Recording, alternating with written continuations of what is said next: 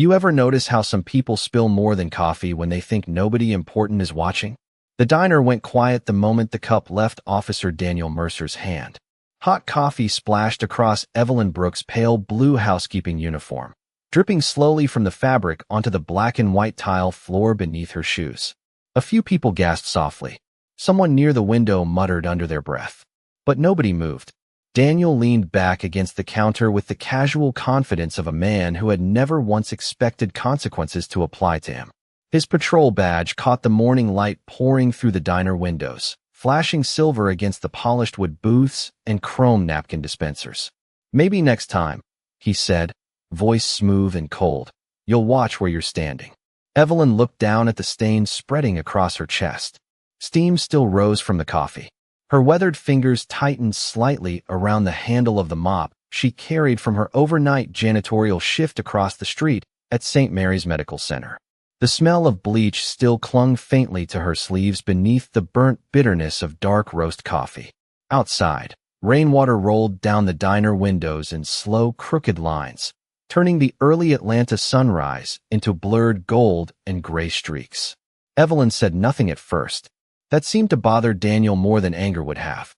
He smirked, expecting outrage, embarrassment, something loud enough to entertain the two younger officers sitting near the pie display. Instead, the quiet black woman simply reached into her worn canvas bag and removed a folded napkin. Her hands trembled only slightly as she dabbed the coffee from her collar. Then she looked up at him with calm, tired eyes and asked softly, "Did it make you feel stronger?" The question hung in the air heavier than the smell of bacon grease and burnt toast. One of the waitresses stopped mid-step beside table 7, balancing a tray of orange juice and pancakes against her shoulder. Even the old ceiling fan above the register seemed louder now, creaking slowly through the silence. Daniel's jaw shifted. He wasn't used to being questioned without fear attached to it, especially not by someone like her. Evelyn Brooks was invisible to men like Daniel Mercer. A woman in her late 50s with tired sneakers, deep brown skin, and a name nobody important bothered to learn. She cleaned hospital floors at night, rode the Route 16 bus before dawn, and ate breakfast at the same diner every Friday morning before going home to her tiny apartment on Auburn Avenue. Most people barely looked at her twice. But there was something about the way she sat there now, shoulders relaxed despite the coffee soaking through her uniform, that unsettled him. She didn't shrink. She didn't apologize.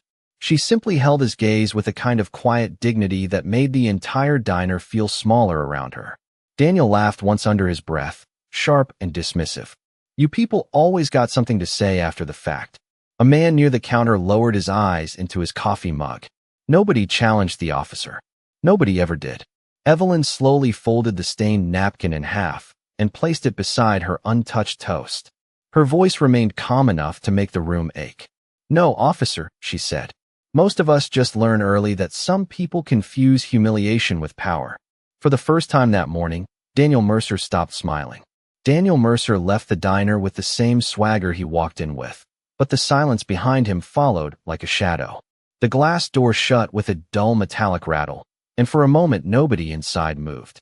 Rain tapped softly against the windows while steam curled upward from abandoned coffee cups. Evelyn Brooks remained seated in the booth near the counter, her damp uniform clinging uncomfortably against her shoulders. The coffee stain had spread darker now, reaching the small stitched name patch above her pocket. "Evelyn." One of the waitresses finally approached with hesitant steps. Her name tag read Gina, a tired woman in her 40s with red lipstick fading at the corners. She grabbed a stack of napkins from behind the counter and crouched beside the booth. "Miss Evelyn, honey, are you okay?" Evelyn looked up slowly and gave the same gentle smile she always wore when people asked about her. Small, careful, like she did not want anyone worrying longer than necessary. "I am all right," she said softly. "It is only coffee." Gina shook her head under her breath while helping blot the fabric. "That man has no business wearing a badge." Evelyn did not answer that. Instead, she glanced toward the rainy street outside where Daniel's patrol car disappeared around the corner, blue decals streaked by water and morning fog. "People carry storms inside them," she murmured quietly. "Sometimes they look for someone else to rain on." Gina exhaled heavily, clearly wanting to argue, but she knew Evelyn well enough by now. Every Friday morning at 6:15 sharp, the older woman came into Rosie's diner after her overnight shift at St. Mary's Medical Center. Always the same order: wheat toast, scrambled eggs, black coffee with one sugar packet folded neatly beside the cup. She never complained, never rushed, never stayed long. And despite wearing the same faded shoes and carrying the same old canvas bag every week, Evelyn somehow always left an extra $5 bill beneath the plate for whichever waitress looked the most exhausted. Gina had once asked her why. Evelyn simply said, "Some days kindness keeps the lights on better than money." Across the diner, two construction workers quietly returned to their breakfast. A young mother near the window adjusted her little girl's coat and whispered something into her ear while glancing toward Evelyn with sad eyes. The little girl slid out of the booth, walked over shyly, and placed a wrapped peppermint beside Evelyn's hand without saying a word. Evelyn blinked once, surprised, then smiled warmly. "Thank you, sweetheart." The child hurried back to her mother, sneakers squeaking softly across the tile floor. Gina sat down across from Evelyn for a second, lowering her voice. "You know what gets me? You never fight back." Evelyn folded the damp napkin carefully beside her plate. Not every battle needs another wound. Outside, a city bus groaned to a stop near the curb, releasing a hiss of air into the rainy morning. Evelyn glanced at the clock above the pie cooler. 6:43. She still had 40 minutes before she needed to catch the Route 16 home. Slowly, she reached into her canvas bag and pulled out an old silver flip phone. The screen was scratched badly near the corners. A voicemail notification blinked quietly. Her expression softened the moment she pressed play. A warm male voice filled the silence between the dishes clinking nearby. "Hey Mom, surgery went well. 3 hours, but we got him stable. I know you are probably just getting off work, so get some rest, all right? And please stop skipping breakfast. I love you." Evelyn listened to the message twice before closing the phone gently. Her thumb lingered against the screen a moment longer than necessary. Gina noticed the change in her face immediately. The exhaustion seemed lighter somehow, replaced by something warmer. Pride maybe, or love stretched over decades of sacrifice. "Your son?" Gina asked quietly. Evelyn nodded once. "Yes. Doctor still." Evelyn's eyes drifted toward the rain sliding down the diner windows. "Since he was 30. Gina smiled faintly. "You must have done something right." Evelyn looked down at the coffee stain drying slowly across her uniform and whispered, almost to herself, "I just tried to raise him to see people before judging them." By 7:30 that morning, the rain over downtown Atlanta had turned thinner, falling in cold silver threads across the streets outside Precinct 12. Officer Daniel Mercer pushed through the station doors carrying the sharp smell of wet pavement and stale diner coffee with him. The fluorescent lights overhead buzzed faintly against the pale gray walls while dispatch radios crackled nonstop from the front desk. Inside the bullpen, officers moved through the usual chaos of morning shift change. Chairs rolled across tile floors. Paper cups stacked beside old reports. Someone laughed too loudly near the vending machines. Daniel tossed his keys onto his desk and shrugged out of his rain-speckled jacket with the casual ease of a man fully comfortable in authority. Mercer, one of the younger officers, called out, grinning from across the room. "You miss your morning therapy session at Rosie's?" Daniel smirked faintly while loosening the collar of his uniform. "Nah, same crowd, same sob stories." A couple officers chuckled quietly. Nobody asked what happened. They already knew Daniel well enough.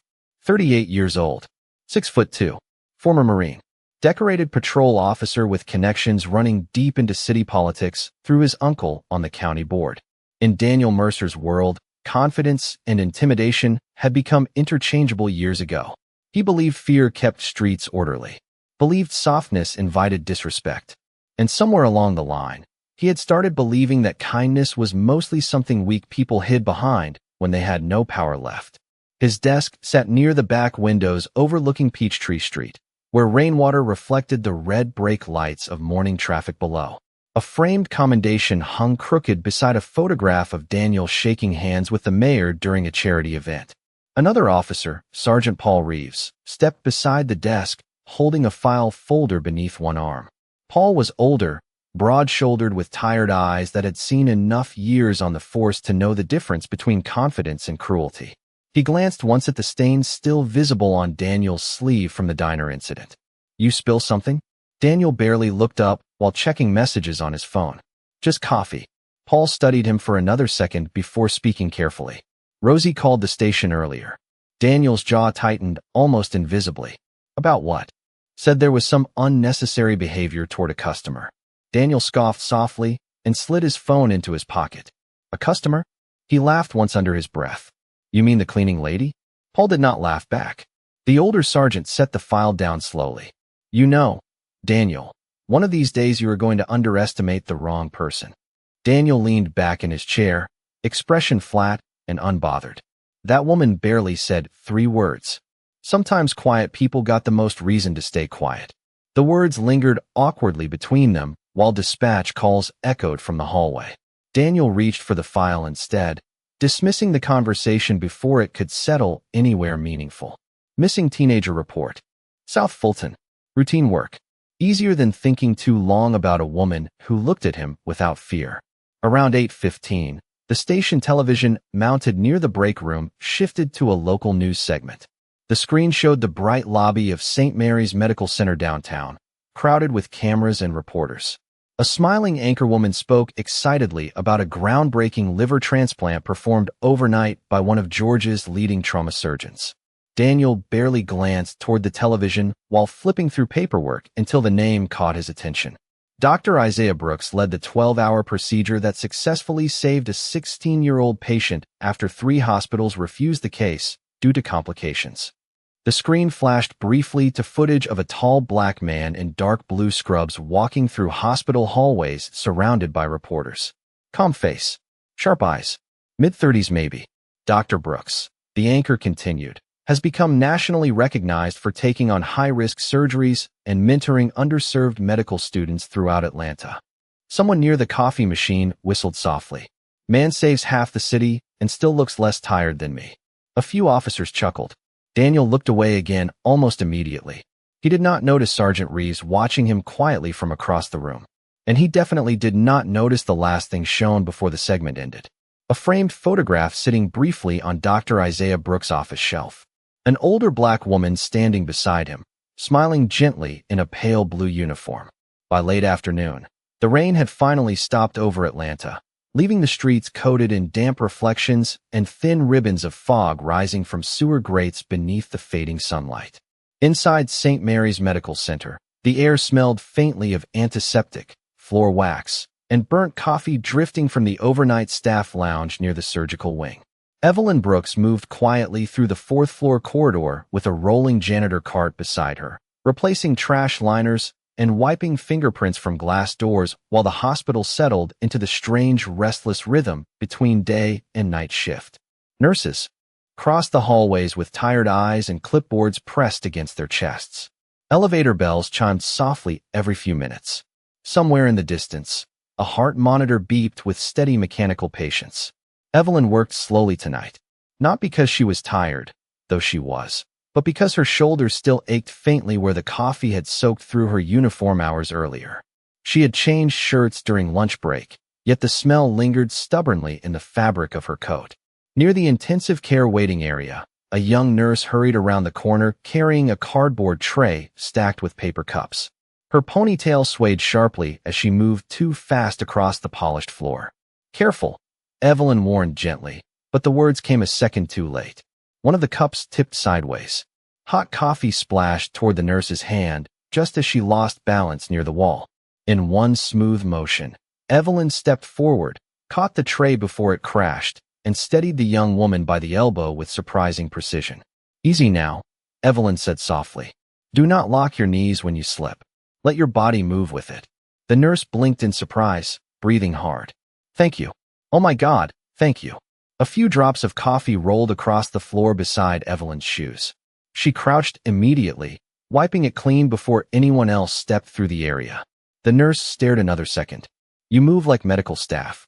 Evelyn smiled faintly while standing again. After 30 years in hospitals, you learn things. Before the nurse could answer, the sound of hurried footsteps echoed down the corridor. 2 paramedics pushed a gurney through the emergency entrance doors at the far end of the hall, speaking quickly over one another while adjusting equipment straps. Behind them came Officer Daniel Mercer. His uniform sleeves were rolled slightly at the forearms now, radio crackling against his shoulder as he walked beside the stretcher with controlled urgency. Vehicle collision near Piedmont, one paramedic explained to a receiving nurse. Driver lost consciousness at the wheel. Daniel removed his gloves while scanning the hallway. His expression remained focused, until his eyes landed on Evelyn standing beside the janitor cart. For half a second, recognition flickered across his face. Then came irritation. The same quiet woman from the diner. The same calm eyes that somehow made him feel observed instead of obeyed.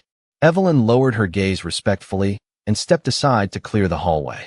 But as the gurney rolled past, the unconscious patient's arm shifted awkwardly near the rail.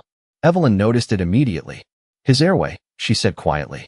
One of the younger paramedics barely glanced toward her. Ma'am, we got it. But Evelyn's eyes narrowed slightly. No, she said gently but firmly. His neck angle is wrong. Daniel stopped walking. The paramedic hesitated just long enough for Evelyn to step closer. She adjusted the folded support beneath the patient's shoulder with careful practiced movements. Almost instantly, the man's breathing eased from strained rasps into steadier breaths. The hallway went strangely still. One nurse looked up sharply. Another exchanged confused glances with the paramedic. Daniel stared at Evelyn with visible disbelief. How exactly would you know that? He asked coldly. Evelyn wiped her hands quietly on a folded towel from her cart. Because I raised someone who taught me to notice when breathing sounds afraid. Daniel let out a short, humorless laugh. Raised someone? He shook his head slightly. What is next? You secretly teach surgeons too. A couple nurses nearby shifted uncomfortably. But Evelyn did not react to the mockery. She only looked once toward the patient being wheeled away and said softly, No, I just taught my son to see people before deciding what they are worth. The elevator doors closed around the medical team with a metallic hum, leaving Daniel standing alone in the hallway beside the woman he still believed he understood. The tension in the hallway lingered long after the elevator doors closed. Officer Daniel Mercer remained standing beside the nurse's station with one hand resting against his utility belt, eyes fixed on Evelyn Brooks as though he could force her into making sense. Around them, hospital life continued moving in steady, quiet rhythms. Rubber soles squeaked across polished floors. Intercom announcements echoed softly overhead. Somewhere down the corridor, a child laughed briefly before being hushed by an exhausted parent. But inside Daniel's chest, something sharp and restless had begun scraping against his certainty. Evelyn turned back toward her janitor cart as if the moment meant nothing. She picked up her spray bottle and folded cleaning towel with slow, careful movements, giving the hallway back its silence. That irritated Daniel more than confrontation would have. Hold on, he said firmly. Evelyn paused. You telling me you just happen to know airway positioning because your son is a doctor? Several nurses nearby pretended not to listen while organizing charts and medication trays. Evelyn faced him calmly. I said I raised someone who taught me to notice breathing. Daniel stepped closer, lowering his voice. Funny how every janitor in this city suddenly becomes an expert when somebody important is watching. A young nurse near the desk shifted uncomfortably. Another looked down at her paperwork entirely. Nobody interrupted him. Evelyn did not react immediately. Her expression remained soft, but there was something deeply tired in her eyes now, the exhaustion of someone who had spent decades being measured by uniforms instead of humanity. Officer, she said quietly, not everything valuable arrives wearing a title. Daniel laughed once under his breath. That sounds nice printed on a greeting card. He glanced at the old housekeeping badge hanging from her neck. But in the real world, credentials matter. Evelyn nodded slightly. They do. Exactly. He folded his arms. Which means maybe people should stay in their lane instead of pretending they belong somewhere else. The words settled heavily into the hallway. One of the older nurses looked toward Evelyn with visible sympathy.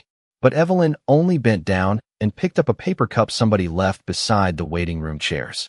Her dignity remained untouched in a way Daniel could not understand. That calmness made him feel strangely loud. Before either of them could speak again, hurried footsteps approached from the emergency wing. A resident. Doctor rushed toward the desk, holding a clipboard against his chest. Officer Mercer, he called out quickly. The patient from the accident is crashing upstairs. We need your statement before surgery. Daniel straightened immediately, grateful for movement, authority, distraction. On my way. But just as he turned, the same young nurse from earlier hurried after him nervously. Wait. The trauma team is asking for blood type confirmation. They said there may not be enough time. Daniel frowned. What are you talking about? The patient lost more blood internally than expected. Her eyes darted toward the elevator anxiously. Dr. Brooks is trying to prep emergency surgery now. The name stopped Daniel mid-step. Dr. Brooks. Again. Somehow the name carried weight tonight, like a door slowly opening somewhere he could not yet see inside. Evelyn quietly returned the spray bottle to her cart. What floor? She asked softly. Trauma or 3? The nurse answered automatically before seeming to remember who she was speaking to. Daniel noticed it too. Nurses listened to Evelyn differently. Not like staff speaking to housekeeping. More like instinct pulling toward steadiness. You know, Daniel muttered, shaking his head slightly. You really act like you belong here. Evelyn met his eyes one last time beneath the cold fluorescent lights. No, she said gently. I just spent most of my life helping someone else believe he belonged everywhere. Then she pushed her janitor cart slowly down the hallway toward the service elevators while Daniel stood motionless beside the nurse's station, listening to the fading squeak of worn wheels against polished hospital floors. For the first time all day, he realized he did not actually know a single thing about the woman he had humiliated that morning. And somehow, that realization unsettled him far more than anger ever could. Night settled slowly over St. Mary's Medical Center, wrapping the city outside in soft blue shadows and scattered reflections from passing headlights below the windows. The hospital had grown quieter now, though never truly silent. Somewhere deep in the building, machines continued breathing beside sleeping. Patience. Elevator doors opened and closed with gentle metallic sighs. Nurses crossed dim hallways carrying paper charts and lukewarm coffee, while the scent of antiseptic drifted through the vents like invisible fog. On the 7th floor near the surgical observation wing, Evelyn Brooks sat alone beside a narrow window overlooking downtown Atlanta. Her janitor cart rested nearby with fresh linens folded neatly on the bottom shelf and a yellow caution sign leaning quietly against the wall. She had finished most of her shift already, but she had not gone home. Not yet. The city lights shimmered across the glass in blurred streaks of gold and red. Rainwater still clung to the outside of the window from the storm earlier that morning. Evelyn held her old silver flip phone gently in both hands. The screen glowed faintly against her tired face. Another voicemail notification blinked softly. She pressed play. Hey, Mom. Isaiah's voice said warmly through the tiny speaker. I know you are probably still working because you never listen when I tell you to rest. But I wanted you to hear this before the news picks it up tomorrow. The teenager from surgery? He is stable now. He is going to see his little sister again because of tonight. Evelyn lowered her eyes slowly. Her thumb brushed the edge of the phone with quiet affection worn smooth by years of repetition. Around her, the hallway lights reflected softly against polished floors like still water. Isaiah continued, his voice calmer now. You know what is funny? Every time I walk into an operating room, I still hear you saying the same thing from when I was little. A faint smile touched Evelyn's face before disappearing again into exhaustion. You used to tell me that scared people can feel whether someone sees them or not.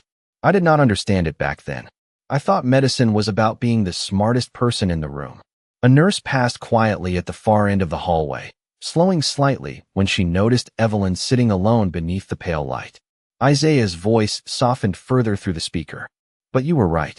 It is not about being the smartest. It is about making people feel less alone while they are afraid. Evelyn closed her eyes briefly. The words settled into her chest like warmth after cold rain. Anyway, Isaiah said with a tired laugh, I should sleep before another emergency drags me back downstairs. I love you, Mom.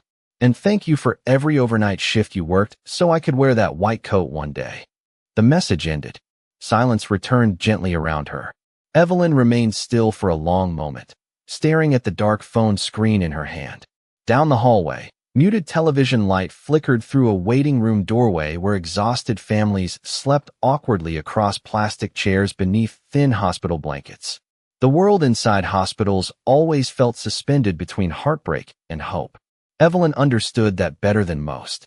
32 years earlier, she had cleaned these same kinds of floors while studying anatomy flashcards beside her son after midnight, because she could not afford tutors.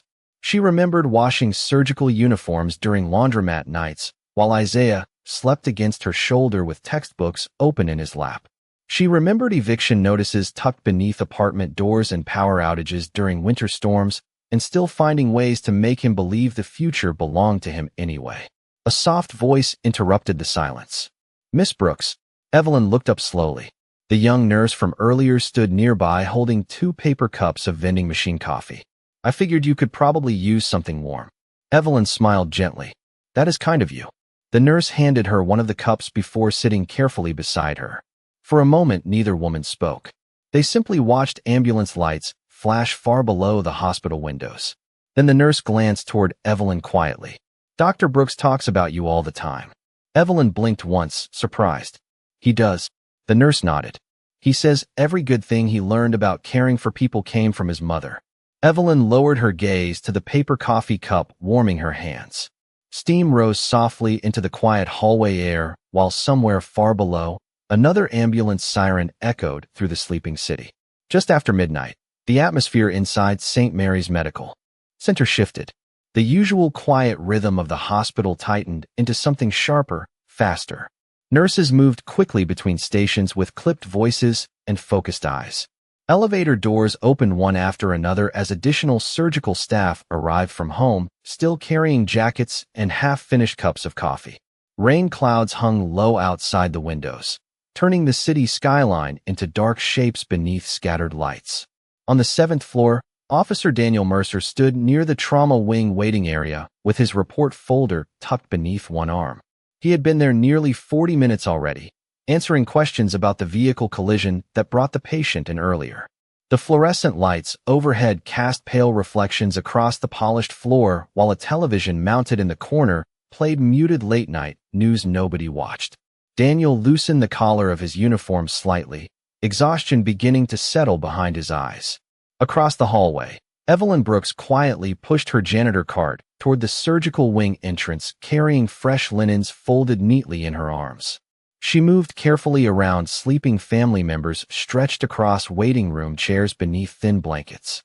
A little boy near the vending machines rubbed his eyes sleepily while his grandmother whispered prayers under her breath. Hospitals always became more honest after midnight. People stopped pretending they were not afraid. As Evelyn passed the surgical doors, one of the residents suddenly rushed out holding a clipboard. "We need another unit of O-negative upstairs now," he called toward the nurse's station. "Dr. Brooks says the pressure is dropping again." Daniel looked up immediately at the name. Again. Somehow it seemed to follow him through the entire day like unfinished business. The surgical doors burst open a second later, and a tall man in dark blue scrubs stepped into the hallway, removing surgical gloves with tense, controlled movements. His shoulders looked heavy with exhaustion, but his eyes remained sharp and focused beneath the harsh white lights. Daniel recognized him instantly from the television segment earlier that morning. Dr. Isaiah Brooks. The hallway changed the moment he appeared. Nurses straightened automatically. Residents moved faster. Conversations lowered. Not out of fear, but respect earned the hard way. Isaiah scanned the hallway quickly while speaking to a resident beside him. "Get radiology ready in case we need another scan after closure." Then his eyes landed on Evelyn. Everything else stopped. The tension disappeared from his face so suddenly it almost looked painful. "Mom." His voice softened immediately. Evelyn smiled the moment she saw him, tired but warm in a way that transformed her whole face beneath the fluorescent lights. Isaiah crossed the hallway without hesitation and wrapped both arms around her carefully, mindful of the cleaning supplies still balanced against her cart. "You are still here?" he asked quietly. "You should have gone home hours ago." Evelyn touched the side of his face gently, like she still saw the little boy who used to fall asleep over science books at the kitchen table. "And leave without hearing your voice in person?" Isaiah laughed softly under his breath despite the exhaustion pulling at him. Several nurses nearby exchanged small, knowing smiles. They had seen this before. Daniel stood frozen near the waiting room chairs, staring at the scene unfolding barely 20 feet away. His grip tightened slowly around the report folder in his hand. Isaiah stepped back slightly and noticed the faded coffee stain still faintly visible near Evelyn's coat collar. His expression changed immediately. "Mom," he said carefully, "what happened to your uniform?" Evelyn glanced down briefly. Nothing important. But Isaiah knew her too well. His eyes narrowed gently. "Somebody upset you." Daniel suddenly felt the hallway growing smaller around him. One of the nurses shifted awkwardly beside the desk, clearly aware of the tension beginning to rise. Isaiah looked around quietly until his eyes settled on Daniel's police uniform across the room. Silence spread through the hallway like slow-moving water. "Officer," Isaiah said calmly, "were you here earlier today?" Daniel swallowed once before answering. "Yeah." Isaiah studied him another second, then looked back toward his mother. "Was it him?" Evelyn remained quiet for a moment. Then she sighed softly. "Isaiah." That was all she said, but it was enough. Daniel felt the blood drain from his face as realization finally settled fully into place. The woman he humiliated that morning was not invisible. She was the reason one of the most respected surgeons in the state existed at all. The silence in the hallway stretched so long that even the distant hospital sounds seemed to fade behind it. Officer Daniel Mercer stood motionless beneath the fluorescent lights, staring at Dr. Isaiah Brooks with the same stunned expression people wore when reality arrived too late to stop regret. Around them, nurses moved carefully, pretending not to watch while absolutely watching everything. The floor beneath Daniel's boots suddenly felt less steady than it had an hour earlier. Isaiah did not raise his voice. That somehow made the moment heavier. He stood beside his mother in wrinkled blue scrubs, exhaustion carved into the lines beneath his eyes after nearly 14 straight hours in surgery, yet his attention remained fixed calmly on the officer across from him. "You embarrassed her?" he asked quietly. Daniel opened his mouth once, then closed it again. The answer sat plainly between them already. Evelyn sighed softly and adjusted the folded sweater draped over her janitor card handle. "Isaiah, let it go." But Isaiah looked down briefly at the faint coffee stain still visible near her collar, and something inside his face tightened. Not anger exactly. Hurt. "You worked double shifts for 20 years so I could stand in operating rooms like this," he said quietly. "And somebody thought they had the right to humiliate you over breakfast." Daniel finally found his voice. "Dr. Brooks, I did not know who she was." The words sounded weak the moment they left his mouth. Isaiah studied him for a second that felt much longer. Then he asked softly, "Would it have mattered?" Daniel's throat tightened. The hallway remained painfully still around him. Somewhere far away, an intercom announced a physician to intensive care, but nobody near the trauma wing seemed to breathe. Isaiah stepped a little closer, not threatening, not aggressive, simply certain in a way Daniel suddenly envied. "If she walked into that diner wearing pearls and heels instead of a janitor uniform," he said calmly, "would you still have poured coffee on her?" Daniel looked away first. The answer hung there without sound. Evelyn rested one hand gently against Isaiah's arm. "Son." He exhaled slowly through his nose before looking back at her. The hardness in his expression softened immediately. "I am sorry, Mom." Evelyn blinked in surprise. "For what?" "For every room that ever made you feel small while you were building my future inside it." The words landed harder than shouting ever could have. One of the younger nurses near the desk quietly lowered her eyes. Daniel felt heat crawl slowly up the back of his neck. Shame moved differently than anger. Anger felt loud. Shame felt quiet enough to hear your own thoughts. Isaiah turned toward the waiting area where families still sat half asleep beneath dim television light and vending machine glow. "Do you know what she taught me?" he asked without looking at Daniel directly now. "Not medicine. Not surgery. Compassion." He glanced back toward his mother. "My mother cleaned floors people refused to notice. But every night she reminded me that dignity belongs to everyone in the room, not just the people wearing expensive badges or white coats." Evelyn's eyes shimmered slightly beneath the harsh hospital lights, though her posture remained calm as always. Daniel stared at her differently now. The faded shoes, the tired hands, the quietness he once mistook for weakness. None of it looked small anymore. Isaiah checked the clock on the wall before a resident hurried toward him carrying updated surgical notes. Duty pulled at him again immediately. Lives still depended on him downstairs. Before turning away, he looked once more at Daniel. "My mother spent her whole life teaching people how to be human without ever asking for credit." His voice remained steady.